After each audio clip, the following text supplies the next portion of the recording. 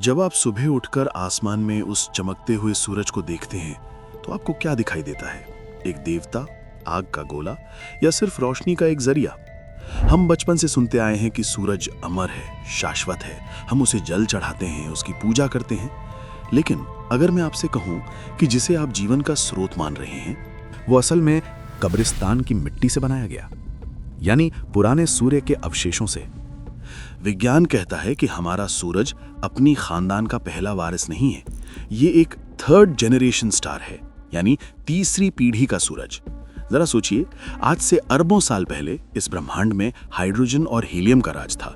पहले तारे बने, वो जिए और फिर एक भयानक विस्फोट के साथ खत्म हो गए, जिसे हम सुपरनोवा कहते हैं। उन तारों की मौत ने लोहे यानी आयरन, कार्बन और ऑक्सीजन जैसे भारी तत्व पैदा किए। फिर उन मरे हुए तारों की राख और मलबे से दूसरी पीढ़ी के तारे बने। वो भी करोड़ों साल जिए और खत्म हो गए।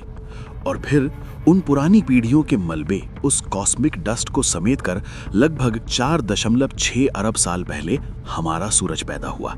इसका मतलब समझते हैं आप? हमारे सूरज के अंदर और खुद हमारे शरीर के हर एक कण के अंदर उन पुराने मरे हुए तारों की आत्मा, उनकी राख बसी हुई है। हम सब स्टार डस्ट हैं। हम सब तारों की बची हुई राख हैं। विज्ञान हमें यह बताता है कि हमारा अस्तित्व कितना दुर्लभ और कितना पुराना है। लेकिन अफसोस, आज हम क्या कर रहे हैं? आज की दुनिया को देखिए। हम इस ब्रह्मांडीय सच्चाई को भूलकर अपनी बनाई हुई छोटी छोटी कहानियों, अपनी माइथोलॉजी में उलझ गए हैं। हजारों करोड़ साल लगे इस सूरज को बनने में ताकि पृथ्वी पर जीवन पनप सके। लेकिन हम उस जीवन को धर्म, जाति और सरहदों के नाम पर खत्म कर रहे हैं। हम लड़ रहे हैं कि मेरा ईश्वर बड़ा है या तुम्हारा। हम विज्ञान को, जो हमें जोड़ता है, जो बताता है कि हम सब एक ही मलबे से बने हैं, उसे नजरअंदाज कर देते हैं और उन किस्से कहानियों को अहमियत देते हैं जो हमें एक दूसरे का दुश्मन बनाते हैं। रुको और एक गहरी सांस लो। तुम जिस जिंदगी को इतना सीरियस ले रहे हो, जिस अहंकार को तुम अपने सिर पर उठाए घूम रहे हो, उसकी औकात क्या है? इस ब्रह्मांड ने तुमसे पहले कई सूरज उगते और डूबते देखे हैं। कई सभ्यताएं आईं और मिट गईं।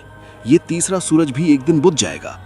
तुम्हारी नफरत, तुम्हारा गुस्सा, तुम्हारी हिंसा, ये सब ब्रह्मांड के पैमाने पर एक पल की पलक झपकने से भी छोटा है। तो फिर ये खून खराबा क्यों? हम अलग नहीं हैं, न हिंदू, न मुसलमान, न ईसाई।